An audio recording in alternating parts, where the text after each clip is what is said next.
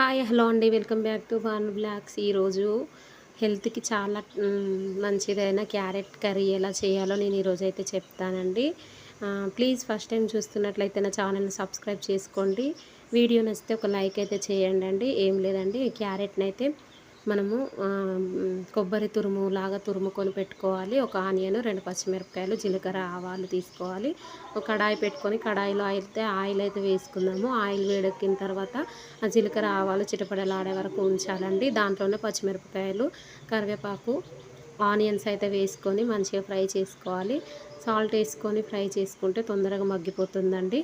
చూడండి, ఇలా అయితే ఉడికించుకోవాలి. సిమ్లోనే ఫ్రై చేసుకోవాలండి. ఈ క్యారెట్ కర్రీ హెల్త్కి చాలా మంచిది, పిల్లలకైతే చాలా మంచిదండి. దాంట్లోనే అల్లం వెల్లిగడ్డ పేస్ట్ అయితే వేసుకొని పచ్చివాసన పోయేంత వరకు అయితే ఫ్రై చేసుకోవాలి. కొంచెం పసుపు అయితే వేసుకొని ఒక 2 మినిట్స్ అయితే ఫ్రై చేసిన తర్వాత మనము తురిమి పెట్టుకున్న క్యారెట్ని అయితే దాంట్లో వేసుకోవాలి. ఇది సిమ్లో మ్యాక్సిమం కారం అయితే వేయనండి, పచ్చిమిరపకాయలు ఎక్కువ వేసాను కదా అందుకోసమని. దీన్ని మ్యాక్సిమం సిమ్ముల్నే ఉడికించుకోండి. చాలా సూపర్ టేస్టీగా అయితే అవుతుందండి.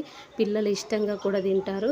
చూడండి ఫ్రెండ్స్, ఇంత మగ్గే వరకు అయితే ఆయిల్లో అయితే ఫ్రై చేసుకోవాలి. సూపర్ టేస్టీగా అయితే ఉంటుందండి.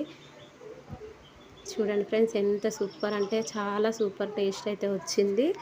చూడండి, ఇలా అండి సిమ్లోనైతే క్యారెట్ కర్రీని అయితే సిమ్లో వండండి. చాలా అంటే చాలా బాగుంటుంది.